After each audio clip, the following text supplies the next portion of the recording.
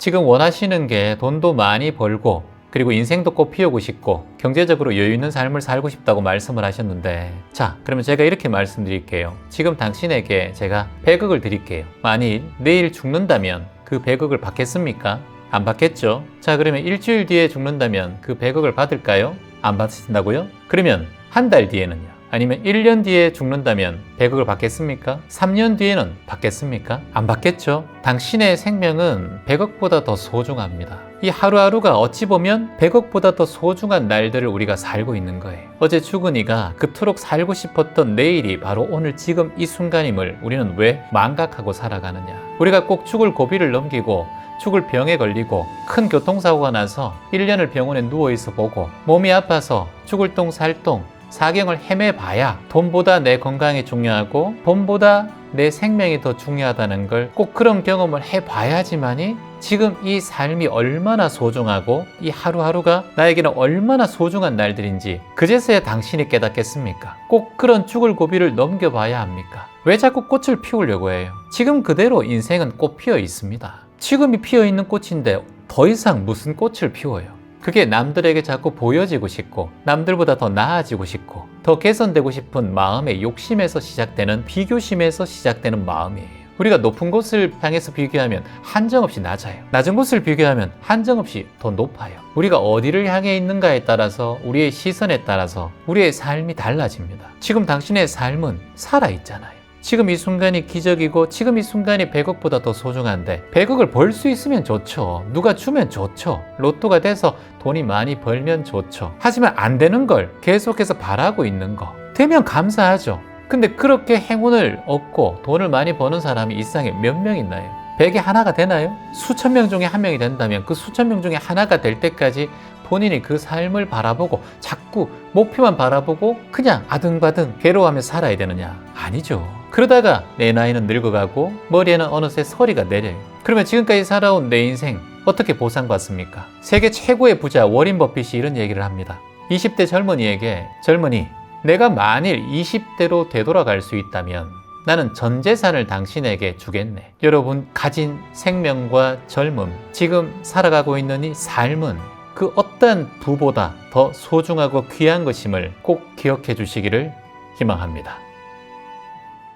채화님, 진짜 죽고 싶은 마음이 일어나는데 어떻게 해야 돼요? 진짜 죽고 싶은 마음이 일어나도 우리는 안 죽어요. 걱정할 필요 없어요. 우리는 죽기 전까지는 살아있기 때문에. 괜찮아, 살아있으니까. 네 오늘도 살았잖아. 너 어제 살았니? 그러니까 오늘 살았지. 그럼 오늘 살았니? 그럼 내일 살 거야. 어제도 살았고 그제도 살았고 일주일 전에도 살았고 1년 전에도 살았고 10년 전에도 살았으니까 너는 앞으로 일주일 뒤에 살 거고 1년 후에도 살 거고 10년 뒤에도 살 거야. 이런 마음은 그전에도 올라왔고 또 지금도 올라올 수 있고 앞으로도 올라올 수 있어. 그러나 걱정하지 마. 이 마음은 그냥 예전과 같이 과거처럼 지나갈 말일 뿐이야. 그 말에 속지 말란 말이에요. 그 말에. 그러니까 진짜 죽고 싶은 건 그건 감정일 뿐이에요. 감정에 속고 있는 거예요. 본인이. 진짜 죽고 싶다. 이런 말을 주로 써온 거예요. 본인이 자꾸. 본인이 그 진짜란 말에 속고 있단 말이에요. 가짜 삶이 어디 있어요. 다 진짜 삶인데. 살아가는 게 이게 진짜인데 실화인데 삶과 죽음의 진짜가 어디 있노? 살아있으면 그냥 삶이고 죽으면 그냥 죽음일 뿐이에요. 진짜 삶, 진짜 죽음 이런 건 없어. 말에 놀아나지 말고 문장에 놀아나지 말고 말을 조심해야 된다니까. 오늘부터 그런 말 쓰지 말아요. 어떻게 해야 되겠어 그러면? 죽고 싶은 마음이 올라오네. 죽고 싶어 하고 있구나 나야. 그래 괜찮아. 살아있으니까. 재환님, 꽃길을 걷고 싶어요. 여러분은 이미 꽃이에요. 꽃이 걸어가면 그곳이 꽃길이에요. 어떤 대상에 있어서 꽃이 많이 피어있는 길을 내가 걸어가는 게 아니라 당신이 꽃이기 때문에 당신이 걸어가는 인생길 자체가 이미 꽃길이란 의미예요. 어디서 꽃길을 찾아요? 지금 생명의 소중한 빛, 숨쉬고 있는 이 존재의 소중한 빛이 바로 꽃인데 어디에 자꾸 꽃길을 찾아 헤매고 있어요? 꽃이 당신인데 어디를 가요? 당신이 희망차게 긍정적인 마음으로 감사한 마음으로 행복한 마음으로 한 발걸음을 내딛는 그 순간이 바로 꽃길이에요. 왜냐? 당신이 꽃이니까. 꽃 피우려 하지 말아요. 피어있는 꽃을 보지 못하는 당신의 눈을 뜨는 일이 더 현명한 일입니다. 자세히 보세요. 오랫동안 보세요. 마음을 들여다보세요. 그러면 당신이 지금 숨 쉬고 당신이 보는 세상과 느끼고 관찰하면 너무나 신비롭고 축복의 순간임을 본인이 깨닫게 됩니다. 기적을 만나려 하지 말아요. 지금 이렇게 여러분과 제가 함께 듣고 느끼고 체험하고 경험하는 이 세상 자체가 기적의 세상입니다. 당신이 기적입니다. 최화님, 자식이 너무 귀중해서 제가 모든 걸 바치고 모든 걸 다 해줬는데 커서 자식이 저 때문에 힘들었대요. 이게 무슨 말이에요? 그게 팩트예요. 본인은 모든 걸 다 해서 자식에게 바쳤다고 생각하지만 자식은 그렇게 받아들이지 않아요. 자기를 억압하고 힘든 것을 자꾸 시킨 존재로 받아들인다니까요. 그렇다고 방목해야 됩니까? 방목하는 얘기가 아니잖아요, 지금. 자기가 너무 지나치게 하고 있지 않은가에 대한 알아차림이 필요하다는 거예요. 부모가 어떤 말을 해서 그게 고쳐질 것 같으면 벌써 고쳐진 자식이에요. 그래서 그건 엄마 말로 되는 게 아니다. 자기가 시행착오 해보면서 본인이 이게 아니구나 라고 생각해야 다른 길을 향해 가는데, 엄마가 중간에 자꾸 커트를 치면 이 아이는 그걸 경험해보고자 하는 의지가 더 커져요. 그래서 오히려 부모의 말에 반대 방향으로 갈 수가 있다라는 거죠. 반대 방향으로 가서 근데 좀 잘못되잖아요. 그럼 자식은 또 부모 탓합니다. 엄마가 그렇게 해서 내가 빗나갔잖아, 이렇게 얘기를 해요. 그러니까 가장 좋은 건 자식에게 말하든 말하지 않든 자식이 잘하면 좋고, 근데 그게 안 될 때는 너무 지나친 간섭을 통해서 자식을 더 빗나가게 할 수 있다. 그렇다고 방목하라는 게 아니라 거기에 중도를 지키라는 거죠. 내가 너무 지나치게 자식에게 간섭하고 있지 않은가를 알아차리는 거예요. 그게 중도니까. 근데 그걸 본인이 잘 못하지. 왜냐? 본인은 자꾸 욕심이 많으니까, 자식에 대한. 그러니까 제가 욕심을 내려놔라, 자기가 맞다는 생각을 내려놔라, 이런 말씀을 자꾸 드리는 거예요. 엄마가 이렇게 말합니다. 왜 이렇게 내 말을 안 듣니? 넌 예전에 내 말을 잘 들었을 텐데 왜 요즘은 내 말을 듣지 않니? 그 이유가 뭘까요? 이 아이가 스스로 자립하기 위한 훈련을 하고 있는 과정이라고 보셔야 됩니다. 예전에는 엄마한테 의지하다가 요즘은 엄마한테 의지하지 않고 자신의 성격과 의지대로 움직여요. 그 또한 아이가 스스로에 대한 자존감과 그리고 스스로에 대한 의지를 키우고 있다는 증거입니다. 그걸 있는 그대로 받아들여 주셔야 돼요. 그리고 부모는 자식이 변화하고 무상하게 바뀌는 것을 인정하고 받아들이셔야 됩니다. 내 아이는 이러지 않았는데, 이런 생각이 아이를 망칩니다. 부모의 꼭두각시처럼 살게 하시겠습니까? 아이는 하나의 완성된 존재일 뿐입니다. 이 아이를 믿고 존중해주고 스스로가 나가는 길을 응원해 주셔야 됩니다. 물론 법의 테두리 안에서 부모가 해야 될 일은 하시되, 그것이 법의 테두리를 벗어나는 일이 아니라면 자식이 가는 그 길을 믿고 스스로가 나갈 수 있게 박수 쳐주고 함께 해주셔야 돼요. 거기서 간섭이란 말이 들어가고 집착이란 말이 들어가면 이 자녀는 부모에 대한 어떠한 사랑도 괴롭힘이고 스스로에게 감당하기 어려운 인연이라고 본인은 무의식적으로 받아들이게 되어 있어요. 부모의 말 한마디, 부모의 행동 하나, 부모의 모든 것이 불편합니다. 이런 인연을 평생 가져갈 수 있다는 걸 꼭 기억하시고, 내 말과 행동, 생각, 이게 바로 신구의, 내 생각과 내 말과 행동이 이 의구신 삼업이 내 아이에게 어떤 영향을 끼치는지 매 순간 체크하셔야 돼요. 내 생각이 자식에게 집착하고 있지 않은가, 내 말이 자식에게 함부로 말하고 있지 않은가, 내 행동이 내 아이에게 자주 함부로 하고 있지 않은가. 그래서 눈을 알아차려서 좋은 것만 보기로 스스로가 알아차리고, 귀를 알아차려서 좋은 것만 듣기로 알아차리고, 입을 알아차려서 좋은 말만 하기를 알아차리고, 그러면 자녀는 스스로 알아서 잘 커갑니다. 자존감을 키워주는 일이 부모가 앞으로 해나가야 할 일이다.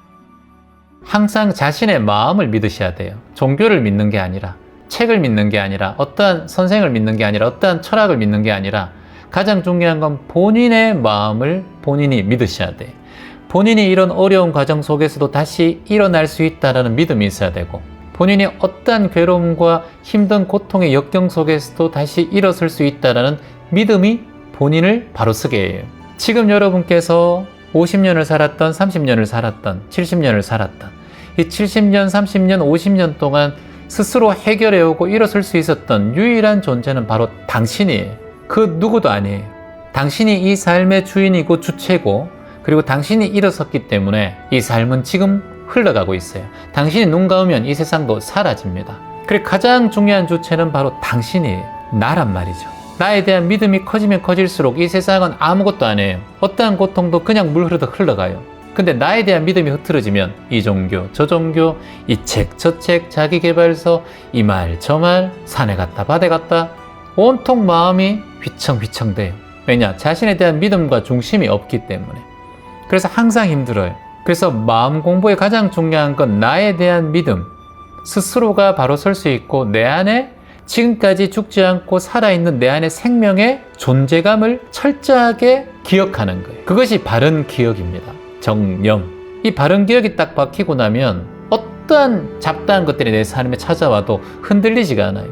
무수의 뿔처럼 정진할 수 있어요. 그물에 걸리지 않는 바람처럼, 진흙이 아무리 있어도 오염되지 않는 연꽃처럼 살아갈 수 있어요. 나에 대한 믿음, 스스로에 대한 삶에 대한 믿음 놓치지 말아요.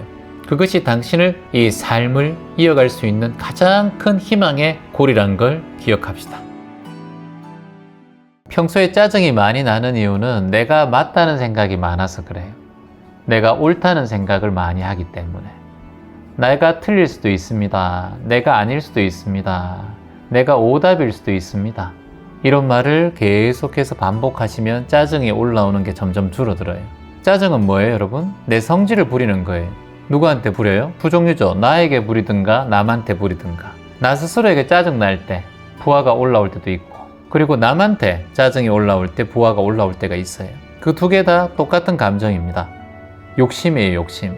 욕심이 많은 사람은 짜증이 많아요. 여러분들이 뭐 수녀님들, 스님들, 신부님들 짜증 부리는 거 많이 보셨어요? 종교에 귀하신 분들은 짜증이 별로 없어요. 물론 뭐 보여지는 건 그럴지 모르겠지만, 그래서 욕심을 좀 내려놓으면 돼요. 그러면 짜증은 점점 사라지게 되어 있어요. 아상, 내가 맞다는 생각, 거기서 짜증이 시작됩니다. 외로움을 해결하려고 이성을 만나든가 연애를 하는 사람들은 위험한 사람들이. 외로움이라는 것은 내가 그 사람을 통해서 벗어날 수 있는 게 아닙니다. 내 마음 안에서 일어나는 감정이에요. 처음에는 상대방을 통해서, 연애를 통해서 그 외로움에서 벗어난다고 착각을 하는 거예요. 근데 외로움은 내 마음 안에 있어요. 그 감정은 내 안에 있단 말이죠. 그 외로움이 있다가 한 사람을 통해서 외로움이 극복됐다고 생각하지만 착각입니다. 잠시 외로움이라는 감정을 반창고로 덮어놓은 거예요. 근데 그 사람이 연락이 안 되든가 조금 사랑이 식으면 그때부터는 집착하는 마음이 일어나요.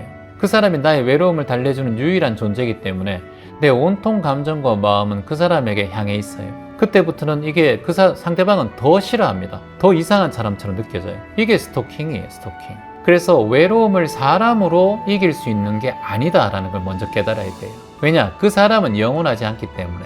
그 사람은 당신의 외로움을 계속해서 당신의 외로움을 사라지게 해줄 수 있는 사람이 아니에요. 외로움은 사람을 만나도, 한 지붕에 같이 살아도, 한 침대에 있어도 외로움은 올라오는 거예요. 외로움은 우리 하나의 감정일 뿐이에요.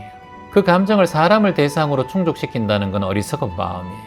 혼자 있어서 외로우면 외로움이지만 둘이 있어서 외로우면 그건 괴로움이에요. 사람을 통해서 외로움을 해결한다는 마음은 어리석은 마음이에요.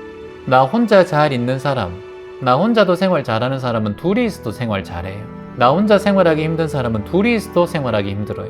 평생 여러분과 함께 살아갈 유일한 사람은 당신밖에 없어요. 눈 감는 그날 함께 떠나갈 사람은 그 누구도 아니고 자식도 아니고 배우자도 아니고 당신밖에 없어요.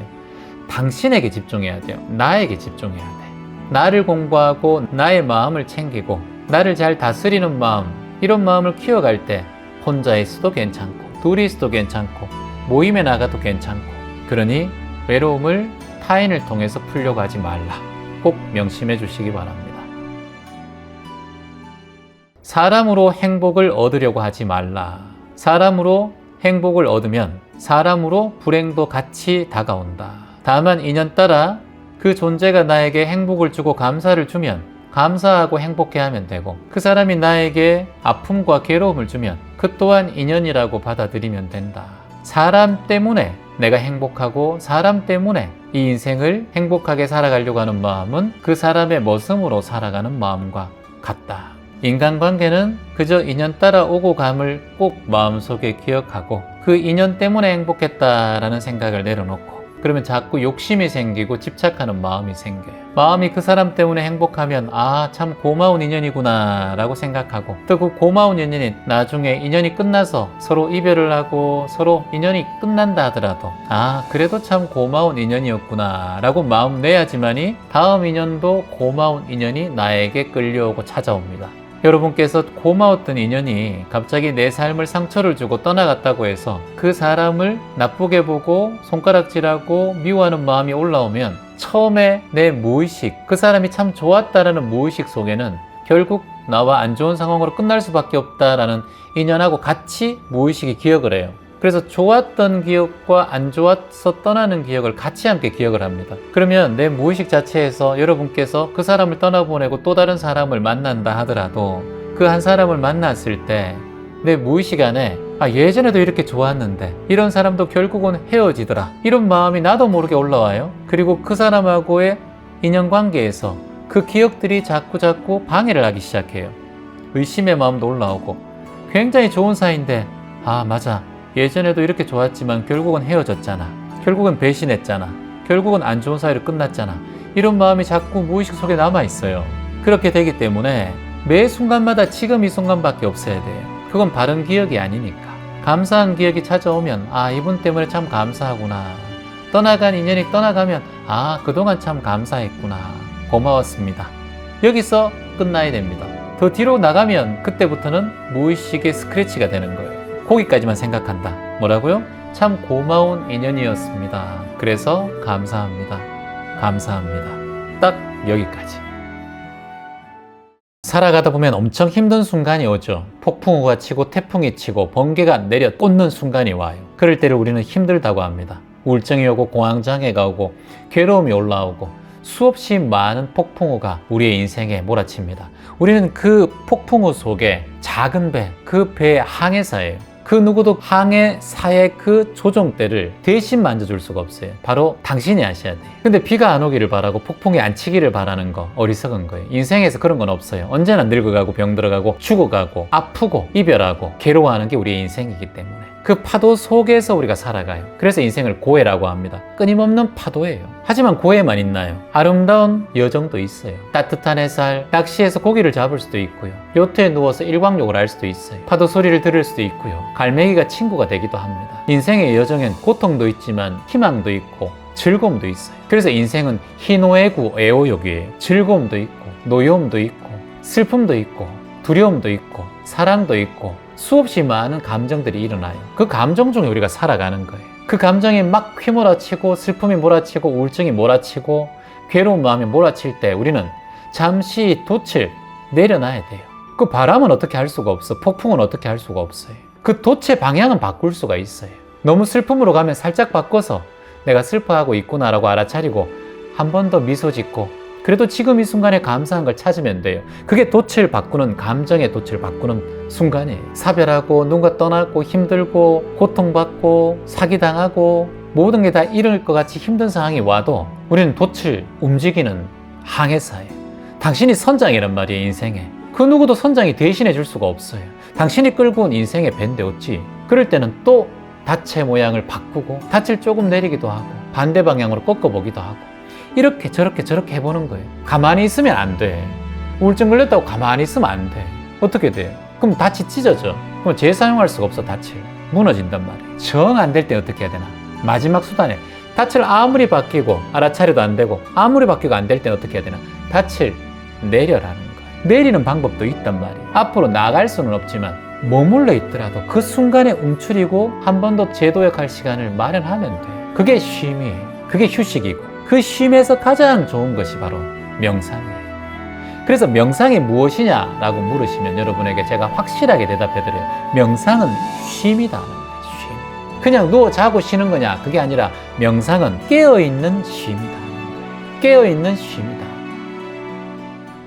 채화님, 도대체 깨달음이란 게 뭡니까? 깨달음 전과 깨달음 후 채화님은 뭐가 달라졌어요? 이 말을 성인들은 이렇게 얘기합니다. 깨달음 전에는 물을 길었고 나무를 팼고 깨달음 후에도 물을 깃고 나무를 팼다라는 거예요. 자, 이 뜻에 대해서 파악해보면 깨달음 전에 나무를 패고 물을 길었다 했어요. 깨달음 전에 왜 나무를 팰까요? 불을 지피기 위해서 나무를 팼을 거예요. 왜 물을 기를까요? 밥을 짓고 마시기 위해서 물을 길었을 거예요. 자, 그 다음 깨달음 후에는 뭐예요? 변화가 없어요. 나무를 패고 물을 길었다. 변화가 없어요. 깨달음 전과 깨달음 후가 다른 변화가 없습니다, 여러분. 일상생활 속엔 똑같아요. 자, 그러면 뭐가 달라졌느냐? 깨달음 후에도 산은 산이고 물은 물이요. 깨달은 후에도 산은 산이요. 물은 물이라는 거예요. 왜 깨달음 전에는 나무를 팼을까? 불을 떼기 위해서 나무를 패고, 왜 물을 길었을까? 밥을 짓기 위해서 물을 길었어요. 그게 깨달음 전이에요. 근데 깨달은 후에는 여러분, 나무를 왜 팰까요? 불을 떼기 위해서 나무를 패는 게 아니에요. 그냥 나무를 패는 존재, 그 자각만 하는 거예요. 하지만 나무 패는 일은 똑같아요. 깨달은 후에 물을 왜 기를까요? 깨달음 전에는 그걸 물을 길어서 밥을 짓기 위해서 물을 길었다면, 깨달음 후에는 물 깃는 자, 물을 퍼는 자만 있는 거예요. 자각하고 자각하지 않고만 있는 거예요.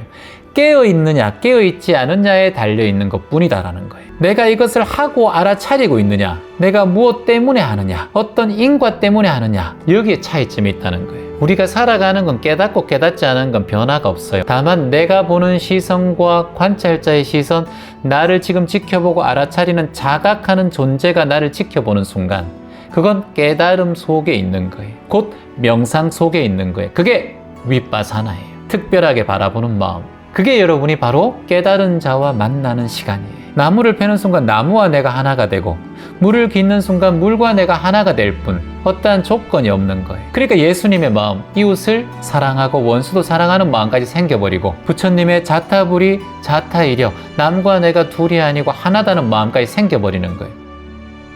깨달아서 인생이 달라지고 깨달아서 내 삶이 바뀐다 생각하는 거는 조금 어리석은 생각이에요. 깨닫는 것을 성인들은 말합니다. 세수할 때 코 만지는 것보다 쉽다 그랬어요. 세수할 때 여러분 세수 어떻게 하세요? 이렇게 코 만지죠? 이거보다 쉽다 했어요. 그래서 우리가 본래 깨달은 존재고, 본래 희망의 존재고, 본래 지혜의 존재란 걸 먼저 믿고 인지하고 받아들이셔야 됩니다, 여러분. 깨달을 수 있는 존재가 아니라 이미 깨달은 존재고, 내가 절망의 존재에서 희망의 존재로 거듭나는 게 아니라 내가 본래 희망의 존재라는 걸 본인이 인지하는 게 중요해요. 이런 말이 있습니다. 한번 적어볼까요? 우리는 영적인 경험을 하는 인간이 아니라 인간적인 경험을 하는 영적인 존재다. 우리는 깨달아서 깨달음의 경험을 하는 인간이 아니라 어리석은 경험을 하는 깨달은 존재라는 거예요. 어리석은 상황을 자꾸 반복하고 욕심이 일어나고 탐욕이 일어나고 어리석은 마음이 일어나지만, 그런 일어나는 마음을 가진 깨달은 존재란 뜻이에요. 영적인 체험을 하는 인간이 아니라 본래 인간적인 경험을 하는 영적인 존재라는 거예요. 우리에게 욕심도 나오고 갈등도 생기고 괴로움도 생기고 그러지만, 우리가 본래 영적인 존재인데 우리가 잠시 어리석은 안경을 끼고 세상을 바라보고 경험하기 때문에, 우리는 원래 깨달은 존재이지만 그 안경을 벗지 못했기 때문에 항상 감정 속의 경험을 하는 인간적인 경험을 하는 깨달은 존재란 뜻이에요. 지구를 하나의 생명체라고 보신다 그랬잖아요. 지구가 많이 더우면 더울수록, 온난화되고 가열화되면 될수록 낮에는 덥다가 밤에 100년에 한 번, 1000년에 한 번 내릴 만한 폭우가 계속 내리는 거예요. 지구가 스스로 자기 자정작용, 정화작용을 통해서 지구를 식히려고 자꾸 비를 내리는 거예요. 해수면의 온도가 2도, 3도 이상 올라갔어요. 올라가면 올라갈수록 해수풍들이 지구의 육지로 옵니다. 뜨거운 바람이 육지로 와요. 그러면 바다의 습기를 머금고 있기 때문에 더 뜨겁고 습합니다. 그렇게 되면 비는 내리죠, 습하죠, 덥죠. 뜨거운 습한 바람은 자꾸 대륙으로 불어오죠. 온실가스는 점점 더 두꺼워지죠. 탄소는 점점 더 배출되죠. 나무는 점점 더 사라지고 건물 점점 더 생기죠. 그래서 최근에 조금 마음이 변화가 일어나고 번아웃이 오고 스트레스를 많이 받고 이런 분들은 날씨와 기온 때문에 내 호르몬과 스트레스 지수가 더 변화가 유동적이다라는 걸 조금 체감하셨으면 좋겠어요. 내 기분 탓이다, 이것만 생각하지 말고 기후와 호르몬의 변화로 인해서 남편과 아내, 아이들도 점점 더 예민하게 바뀐다라는 거예요. 성질들이. 기후가 좋은 곳에 사는 그런 곳의 사람들은 좀 느긋하고 성질도 편해요. 하지만 우리나라처럼 기후 변화가 심하고 온도 차이가 변화가 심한 곳은 더욱더 사람들이 좀 성격들이 좀 급하고 변화가 심합니다. 특히나 또 급발전한 나라 같은 경우는 더 그게 플러스 되겠죠. 성찰이 없는 삶은 가치가 없어요. 2600년 전에 소크라테스가 이런 말을 했습니다, 여러분. 자기를 되돌아보지 않고 자기 성찰이 없는 인간은 삶의 가치가 없다 하셨어요. 지금 이 후회를 자신의 자아 성찰로 보고 또다시 한번 삶을 더 내딛는 첫 단추를 내딛는 삶의 방향성으로 보셔야 돼. 과거에 대한 후회하는 마음으로 길이 나 있어. 왜냐 30년 동안 언니들을 미워했으니까 당연히 앞으로의 10년도 미워하는 마음이 더 커지지. 30년 동안 언니들을 용서했는 마음이 있으면 지금은 이런 마음이 일어나지 않을 거예요. 그러니까 앞으로의 10년, 지금 50대 후반이라 그랬으니까 60대 후반까지 언니를 더 미워야 될 거예요. 그럼 뻔하지. 80세 되면 더 미워하고 평생 누군가 내 혈육인 가족을 미워하면서 엄마 아빠를 원망하면서 살아가는 삶을 그만큼 더 괴로운 게 어디 있어요. 내 피부치를 미워하고 명절 때 전화 한 통 하기 싫고 보기도 싫고 원망만 일어나는 가족관계를 어느 누가 원합니까? 자, 오늘 탁 모든 걸 다 갈아치워야 돼. 오늘 대결정심의 마음을 내고 대발심을 내셔야 됩니다. 오늘 지금 시작하시면 돼요. 후회는 곧 성찰이구나. 성찰하는 순간이 왔고 나에겐 성장통이 생겼구나. 후회는 곧 성찰의 출발점이구나. 앞으로의 70대, 80대, 90대까지 잘못된 선택을 하지 않게 만들 수 있는 나의 인생의 절호의 찬스구나. 지금 이 후회가 절호의 찬스예요. 이 시선 하나에 관점 하나에 인생이 바뀌어버려요. 이게 명상의 의미예요. 이게 윗바사나예요. 이게 새롭게 특별하게 바라보는 거예요.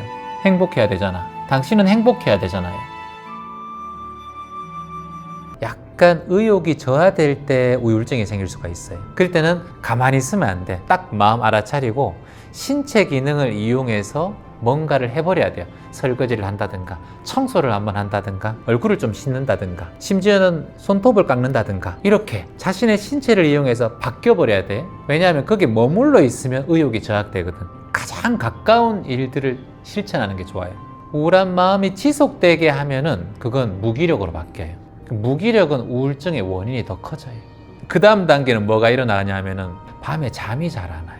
밤에 잠이 안 오면 그때부터는 불면증, 수면장애가 시작되거든요. 수면장애가 시작되게 되면은 식욕 저하가 생기든 너무 식욕이 많이 올라오든 이 두 가지가 또 바싹 마르든 너무 뚱뚱해지든 이런 상황이 생겨요. 그렇게 되면 그 다음 일어나는 게 뭐냐면 의지력이 더 저하돼요.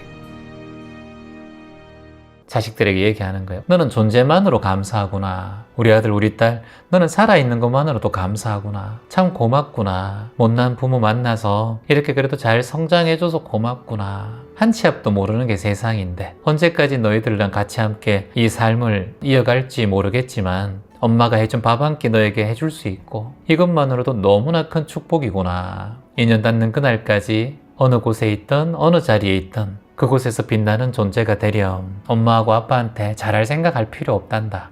너희들이 잘 살아가고 너희들이 건강하고 너희들이 어느 자리에서든 주인으로 살아가면 그것이 가장 부모에게 효도하는 거란다. 네 인생을 살아가고 너희들이 행복하면 됐다.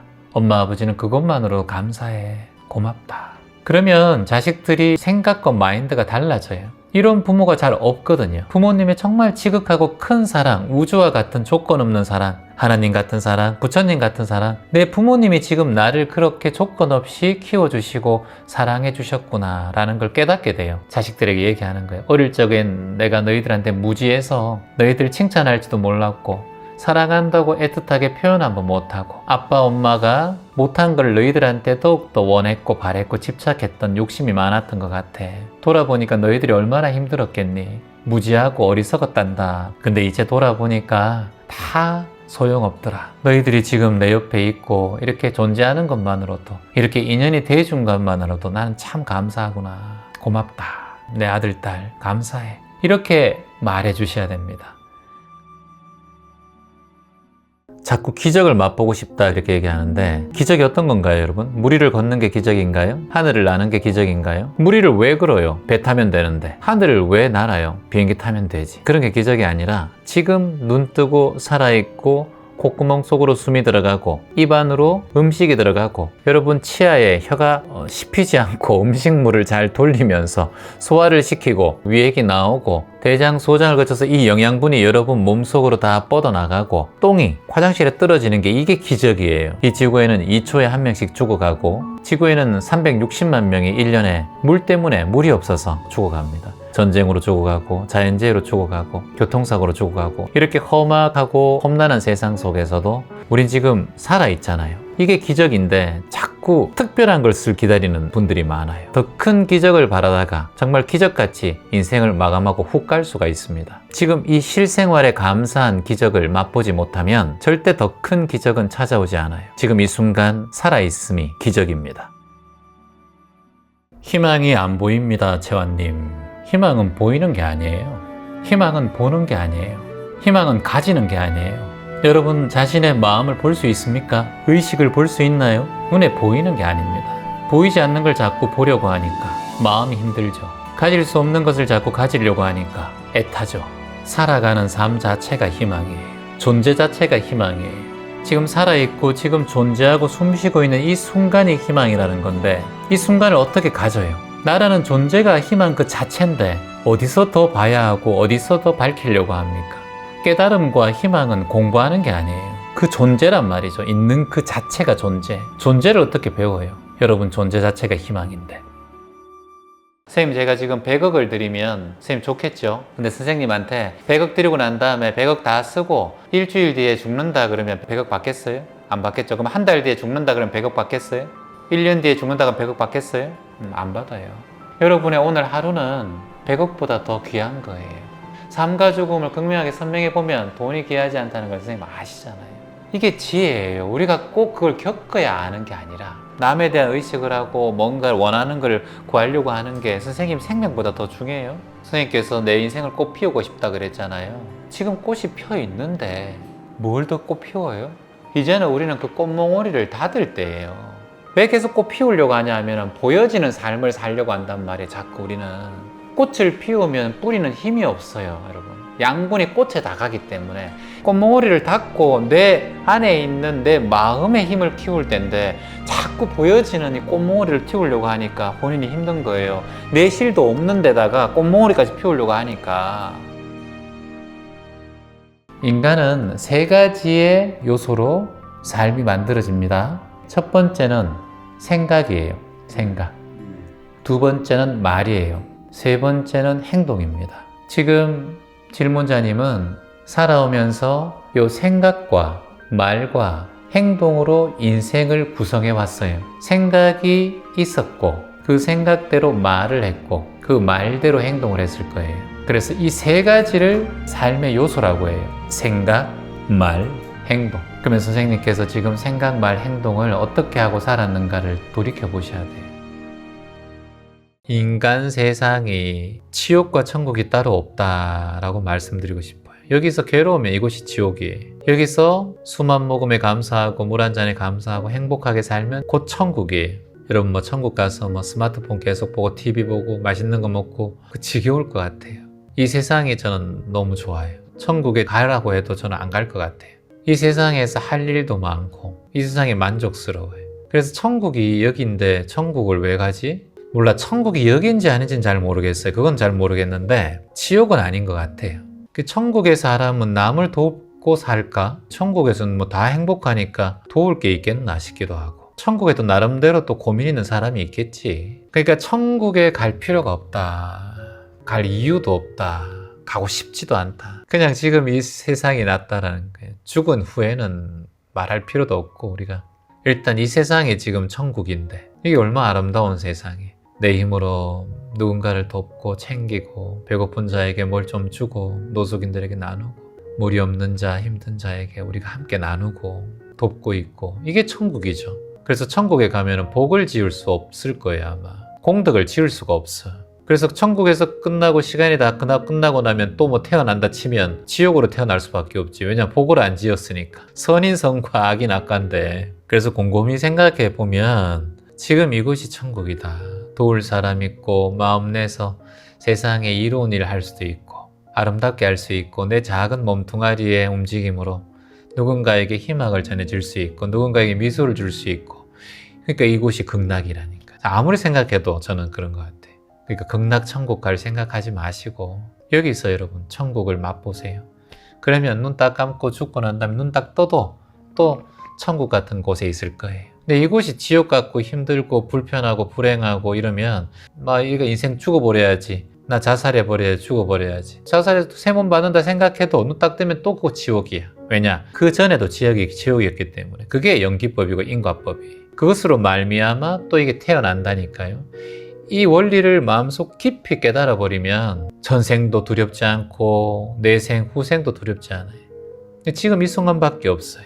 괴로움이 올라올 때, 그 괴로움에 빠져 있을 때는 제대로 보지를 못해요. 이 물고기가 밖으로 나오는 순간, 아, 내가 물 안에 있었구나. 그 안에 있을 때는 스스로를 관찰하는 힘이 없어요. 만약 행복 안에 있을 때는 행복을 잘 느끼지 못합니다. 불행해봐야 내가 그때가 행복했구나. 매번 건강할 때는 그 건강의 소중함을 잘 못 느낍니다. 내가 질병에 걸려보면 건강이 정말 소중하구나. 돈이 항상 있는 사람은 돈의 소중함을 잘 몰라요. 이렇듯이 항상 있을 때는 소중함을 몰라요. 공기가 항상 있을 때는 공기의 소중함을 모르죠. 근데 담배가 자욱하고 황사가 자욱한 곳에 있으면 맑은 공기의 소중함을 알 수가 있어요. 근데 이 괴로움을 멀리 뚝 떨어뜨려 놓고 특별하게 다시 알아차리고 바라보면, 아, 내가 괴로움에 빠져 있었구나 라고 생각하면서 나중에 괴로움이 찾아올 때 그 괴로움이 오는 걸 금방 확인하고 볼 수 있어요.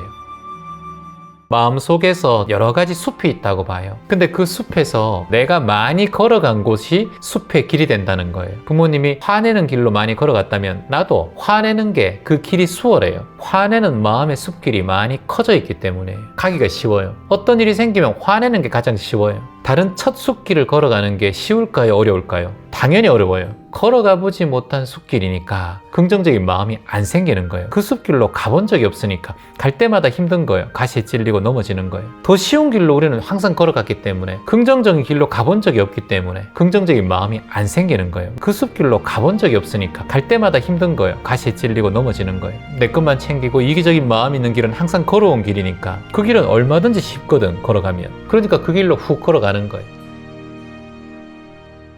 이 대한민국도 하나의 가정으로 보셔야 돼요. 한 가정이 좋아야 이 지역이 좋고 사회가 좋고 나라가 좋고 지구가 좋고 이 우주가 좋죠. 그래서 인간 한 명을 소우주라고 하고 내 마음 하나가 바뀜으로써 희망의 연결고리가 되잖아요. 그럼 어떻게 해야 될까? 내가 행복해야 된다니까요. 내가 가장 중요해요. 그래서 여러분, 붓다가 태어나자마자 하늘을 딱 가르치면서 뭐라고 얘기합니까? 천상천하 유아독존이라고 얘기하잖아요. 하늘 아래 땅 위에 유일하다라는 거예요. 내가 하늘과 땅 아래 이 세상에 불성이 없는 존재, 붓다가 아닌 존재. 이 붓다라는 깨달은 자란 뜻이에요. 하늘과 땅 아래 내가 가장 존귀하고 내가 가장 소중하고 귀한 존재다라는 말의 의미로 우리가 알고 있는데, 그건 나에 국한된 마음이고, 천상천하 유아독존은 땅 위와 하늘 아래 나처럼 존귀하지 않은 존재는 없다라는 거예요. 이 세상의 모든 것들이 존귀하고 소중하다. 불성이 없는 것이 없다. 모든 것이 희망이구나. 모든 것이 바라고 바래서 귀하고 존귀한 존재이구나. 그러니 남과 나를 둘이 생각하지 말고 자타불이의 마음으로 서로 하나가 되어서 서로 손잡고 의지하고 도와주고 끌어주면서 이 세상을 살아나가야 한다. 그 깊은 뜻이 천상천하 유아독존에 있다라고 봅니다. 그러니까 원을 탁 내는 거예요. 항상 그런 존재가 되게 해주십시오. 오늘 아침에 딱 일어나서 내 눈앞에 몸과 마음이 힘든 이가 나타나게 해주십시오. 그리고 그런 존재를 봤을 때 한치의 망설임도 없이 마음을 내게 도와주게 해주시옵소서. 이를 기도를 해요. 저는. 이해되시죠? 여러분도 출근하기 전에 나랑 오늘 만나는 인연에게 부와 성공을 주게 해주시는 인연이 만나게 해주시옵소서. 이렇게 하나님, 부처님 이렇게 기도하고, 그렇게 기도 계속 해봐요. 여러분이 그런 존재가 돼버려요. 내 조금 돈 벌어야지 이런 생각하면 항상 고르게 살아요. 아둥바둥 살아요. 큰 마음 내버려요. 대모 같은 마음 내버려요. 남편도 자식으로 생각하는 마음을 내버려요. 그리고 어머님도 자식으로 생각하는 마음을 내버려요. 아, 내 자식이다. 아버지, 어머니 다 나이 들면 들수록 어린애로 되돌아가요. 나이 들면 들수록 부모들은 다 아이로 되돌아가요. 그런 마음 내면은 훨씬 더 마음이 편하고, 몸이 아프더라도 자식이 아프더라도, 제가 병원에 입원해 있는 자식이 있어서 재환님 어떻게 기도해야 됩니까? 물으면 이 병원에 계신 모든 아이들이 자식이 아프니까 아이들이 건강하시기를 이렇게 기도하셔야 된다고. 내 자식 행복하게, 내 자식 빨리 낫게 해주세요. 그런 기도하지 말아요. 그러면 항상 당신은 기도의 힘이 요만큼밖에 안 된다고. 힘은 내 안에 무의식은 엄청나게 힘이 커요, 여러분. 그 에너지가 엄청나게 크기 때문에 그 에너지를 여러분들이 밝히면 밝힐수록 커져요. 여러분 촛불 하나가 불을 붙이면 큰 화재를 낼 수도 있잖아요. 우리가 다 그래요. 희망의 불씨인데 이것이 크게 불빛을 키우면은 그렇게 커지는데 자꾸 나는 저기 바람에 날릴까 두려워하는 마음이 생기고 자꾸 그러면은 언제 꺼질지 모를까 이렇게 생각하면은 꺼져도 돼. 나 또다시 라이터를 붙이면 될 거야. 입만 탁 내면 돼. 그게 자신감이에요. 자신감. 삶에 대해서 살아가다 보니까 나이가 자꾸 들면 의지도 조금 약해지고 열정도 좀 사라지고 목적성이 있는 삶이었는데 그것도 사라지는 것 같고 그게 이제 참 좋은 거예요, 선생님. 근데 평생 내가 목적성 있고 열정적이게 살아가는 거는 있을 수가 없어요. 어찌 보면 그렇게 하다가 번아웃이 탁 올 수 있거든요. 시간이 지나면서 차츰 소멸되는 게 맞아요. 우리는 적당한 시간에 어느 정도 소멸이 되고 저는 그걸 편안함이라고 생각하거든요. 오히려 열정적이지 않고 편안함을 지금 느끼고 있는데 그 편안함이 스스로 나태되는가 떨어지는가 남들에 비해서 그렇게 생각하는 마음이 우리가 젊을 때 업이 있단 말이에요. 습관이 있단 말이에요. 그러니까 뭘 하지 않으면 남들보다 떨어지는 것 같고 내가 열정적으로 뭘 하지 않으면 내 행복이 남들보다 뒤처지는 것 같고 그런 마음이 자꾸 올라올 수밖에 없잖아요. 따라해보세요. 명상은 지금 이 순간 현존이다. 나는 지금 이 순간에 집중하겠다. 과거는 흘러갔고 미래는 오지 않았다. 나는 오직 지금 이 순간에 깨어 있겠다. 내가 후회한다 해도 미래가 더 안 좋다. 이거예요. 내가 후회해도 미래가 더 안 좋다는 것을 꼭 알아는 거예요. 이해돼요? 여러분이 씨앗이 여기 있어요. 후회의 씨앗을 이 땅에 딱 심어요. 그러면 후회의 열매가 딱 열려요. 이게 인생이에요. 근데 후회 말고 그래도 내가 살아야지. 감사합니다. 그래도 감사합니다. 이 마음 내야 되는 거예요. 그래 감사합니다. 어찌됐든 고맙습니다. 살아있어서 감사합니다. 그게 명상이 낳는 법을 배우는 거예요. 이걸 놓는 거를. 그 사람이 먼저 떠난 것도 다 인연이 있고 이유가 있는 겁니다. 그건 여러분의 잘못도 아니고 그 사람만의 잘못도 아닙니다. 인연이에요, 인연. 그 사람이 나를 버리고 간 것도 다 이유가 있고 인연이 있습니다. 이 세상에 이유 없는 것이 없는 것처럼 매 순간마다 우리는 배울 것이 천지입니다.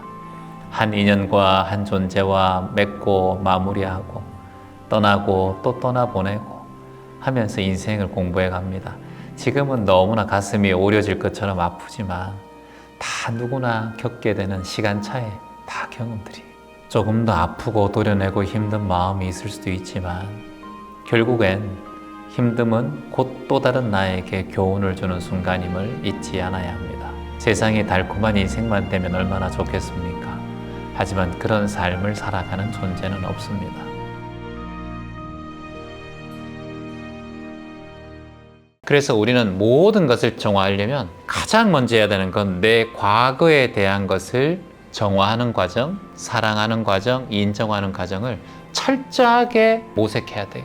지금 내가 일어나는 이 감정과 느낌 또는 내 삶에 답답하고 가슴이 답답한 이 모든 것들은 지금 내가 일어나는 이 상황 때문에 그런 게 아니라고 뼈저리게 인식하셔야 돼요. 이해돼요? 내가 지금 일어나는 이 모든 지금 생각, 본인이 생각하고 있는 이 마음, 그리고 여러분들이 지금 저를 보면서 생각하는 이 마음들, 또는 여러분들이 회사 가서 생각하는 마음들과 환경들, 배우자를 보면서 느끼는, 자식을 보면서 느끼는 감정들이 결코 나로 인해서 출발했다는 것을 인정하는 것부터 시작해야 돼. 내가 이 회사를 그만둔다 하더라도 회사 문제가 아니라 나로 인한 문제다라고 생각하셔야 돼요. 여기서 문제라는 것은 잘못된 게 오류가 아니라 인정하라는 거예요. 그게 본인은 아버지 때문이라고 생각하면 어떻게 돼요? 아버지가 바뀌기 전에는 자기 인생이 바뀔 수가 없어요. 아내가 문제다 하면 아내가 바뀌기 전까지는 내 삶이 안 바뀌어요. 직장이 문제다 하면 직장이 바뀌기 전까지는, 그만두기 전에 내 인생이 안 바뀌어요. 그러면 직장을 바꾼다고 하더라도 내 비슷한 시스템에 있는 직장에 들어가면 또 똑같은 상황이 생겨요. 그래서 모든 일어나는 이 상황들은 나의 과거로부터 내 안에서 일어난 습관과 내 마음의 문제 때문에 일어나는 것이다 라고 알아차려야 변화가 일어나요. 그래야 새로운 직장 가도 변화가 일어나고 새로운 사업을 해도 변화가 일어나요. 그래서 이 자식 놓으면 첫째는 괜찮겠다 생각하지만 둘째 더 문제가 더 커지고 둘째 키우다 보면 셋째 키우면 더 괜찮겠다 생각하지만 또 다른 문제가 또 생기는 것처럼 그건 자식이 문제가 아니라 자식을 키우는 내 습관과 관념의 문제라는 거예요. 그래서 내가 바꾸는 게 가장 빨라요. 내가 바뀌는 게. 생각을 많이 한 만큼 그 생각을 멈출 수가 없어요. 생각을 왜 이렇게 해야 되지, 생각을 하지 말아야 되지가 아니라 내가 지금 이 생각이 과거에 수없이 많은 생각 과다로 이뤄진 내 습관이고라는 걸 정확하게 보셔야 된다는 거예요. 그 전부터 내가 습관되어 있는 생각을 과다로 불러일으키는 그 학습 시스템이 내 두뇌 속에 있어요. 그래서 내 몸이 지금 이런 생각을 많이 하고 있구나라고 먼저 알아차리는 게 중요해요. 우리는 보통 그런 환경 때문에 생각이 많이 일어나고 똑같은 직장에 계시면서도 스트레스 안 받는 사람도 있어요. 스트레스 많이 받는 사람도 있어요. 똑같은 배우자하고 산다 그래도 이 여성분은 이 배우자하고 살 때 스트레스를 덜 받을 수도 있고요. 스트레스를 많이 받을 수도 있어요. 나 때문이라는 걸 먼저 인지하고 받아들여야 돼요.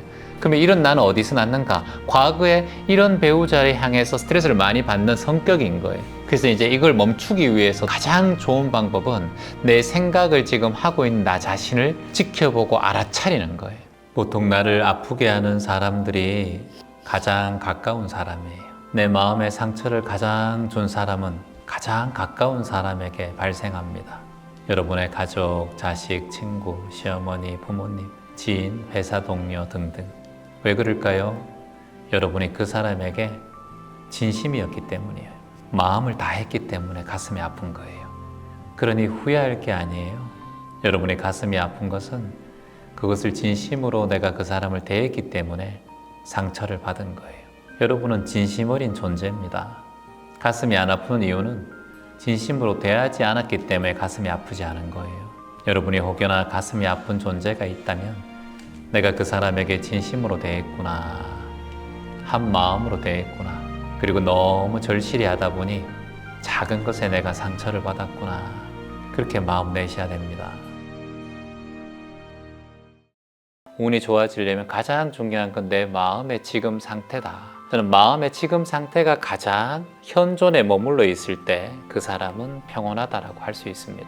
현존에 머무르면 평온할 수 있어요. 지금 이 순간에 머무르면, 지금 여러분이 박수를 딱 쳤을 때 다른 생각이 일어나지 않고 이 소리만 들릴 뿐이잖아요. 이 소리만 딱 들었을 때는 내 생각이 사라지고 오로지 이 소리를 듣는 자만이 존재합니다. 그런데 또 얘기하다 보면 또 생각이 올라오고 오늘 저녁 뭐 먹지 이런 생각 올라오고 이런 마음이 계속 들 겁니다. 그러니까 이 순간에 현존하는 건 집중이 아니에요. 집중과 몰입은 명상하고는 다른 얘기입니다. 몰입하고 집중하는 것은 다만 그것에 내가 빠져 있는 거예요. 근데 명상은 빠져 있는 게 아니에요. 명상은 지금 내가 빠져 있는 나를 지켜보는 게 명상이에요. 깨어있는 마음으로 지켜보고 알아차리는 게 명상이에요. 하버드대에서 1988년도에 데이비드 박사가 동영상을 2개 보여줍니다. 한 동영상은 마더 테레사가 봉사하는 모습을 보여주고 한 동영상은 다큐멘터리를 보여줘요. 실험을 해요. 아이들의 침샘 다 검사를. 봉사를 하는 영상만 보여준 학생들의 면역지수와 건강하게 하는 항체 지수가 2배로 더 높은 거예요. 그리고 영국에서 BBC에서 한 실험 하나, 60세 이상의 할머니 할아버지들에게 한 그룹에는 실험했어요. 취미생활, 낚시나 바둑이나 장기. 한 그룹에는 봉사를 정기적으로 하는. 치매가 2배가 더 이쪽에 상승하고 이쪽이 훨씬 더 건강한 거예요. 그러니까 나눔과 봉사는 이미 과학적으로 내 몸을 건강하게 하고 치유한다는 과학적으로 증명이 나왔어요. 봉사하면 좋아요. 그리고 나눔하면 좋아요. 세상을 위해서 뭔가를 베풀면 내 몸에서 달라져요. 그래서 여러분 봉사하고 나눔하며 살아요. 여러분이 건강해지시는 가장 빠른 방법입니다. 모든 사람들은, 모든 인간들은 자신의 생각하고 있는 그 이상을 가질 수 있고 해결할 수 있고 만들 수 있는 능력이 있습니다. 지금 자신이 암울해 있고 우울해 있고 그렇지만 자신 안에는 무한한 힘이 있다는 걸 믿어야 돼요. 여기에 계속 파묻혀 있으면은 나는 그런 존재밖에 안 됩니다. 그 헤르만에서도 그런 얘기 했잖아요. 인간은 누구나 자신 이상이다. 같이 해볼까요? 인간은 누구나 자신 이상이다. 자신 이상이다. 이 말이 굉장히 중요해요. 그걸 깨어나가야 돼요. 깨어나가는 건 내가 힘을 내고 그런 게 아니라 지금 이 순간 내가 이걸 그대로 받아들이고 인정하고 내가 지금 가장 할 수 있는 현명한 것이 무엇인가. 인간은 누구나 자신 이상이에요. 자신이 생각하는 그 이상의 존재를 내 안에 품고 있어요. 그걸 본인이 모를 뿐이에요. 지금 어머니가 누군가를 용서하고 내가 불자로서 그걸 이해해야 되는 게 아니라 그 존재는 용서할 것도 없다. 용서를 한다면 내가 아직까지 마음에 뭔가 용서할 건더기를 가지고 있기 때문에 아직 내가 당했고 미워하는 마음이 남아있다는 거예요. 근데 용서할 것도 없다고 하면 그 인연은 이미 떠나간 인연이기 때문에 내가 마음에 담고 있지 않은 거예요. 그래서 용서하려 하지 마요. 그냥 아이고 시절 인연에 잘 만났다. 인연이었지. 그냥 인연이었다. 오늘부터 어떤 기도를 하면 좋으냐. 부처님 모든 건 용서할 것도 없습니다. 그 존재들 다 인연이었습니다. 그저 시절 인연이었습니다. 좋은 거 배웠습니다. 덕분에 제가 불심이 더 커졌습니다. 그래서 감사합니다. 이렇게 어머니께서는 부처님 전에 기도하시면 좋을 것 같은데요. 예, 고맙습니다. 네, 감사합니다. 삶에 확실한 한 가지의 진리가 있는데 그게 뭐냐면 불확실하다는 거예요. 불확실하다는 거. 삶은 확정적이지가 않아요. 항상 불투명하고 불확정의 원리 속에 있어요. 그러니까 갑자기 사고가 나기도 하고 멀쩡하게 가만히 있는데 갑자기 내 몸에 암세포가 생기기도 하고 갑자기 잘 다니는 회사를 통보만 받고 그만둘 수도 있고 멀쩡하게 먹던 해산물이 갑자기 식중독이 될 수도 있고 이게 이제 삶의 불확정성이에요. 그래서 우리의 인간 이 세계, 우리의 삶의 현장은 불확실하다. 이걸 불확정성의 원리라고 해요. 불투명하다. 그러니 사람은 자꾸 마음이 두려움이 생겨요. 그래서 인간은 살아가는 이 모든 환경 속에서 확정적이지 못하고 불확정하기 때문에 항상 두렵고 고통과 괴로움의 삶을 살아가요. 법구경에 이런 구절이 있어요. 마음의 평안을 찾는 방법이라는 구절이 있어요. 마음의 평안을 얻는 방법은 첫 번째 탐심을 버려라. 욕심을 버려라. 그리고 두 번째가 다투지 마라. 어떤 일이 있어도 다투지 마라. 세 번째 방법은 애착하지 마라. 그러니까 집착하지 마라. 자식이든 돈이든 부모들한테 집착하지 마라. 집착하면은 마음의 평안이 깨진다. 그리고 네 번째는 명상하라. 명상하라. 명상을 해야지만이 마음의 평안을 얻을 수 있다. 명상하라.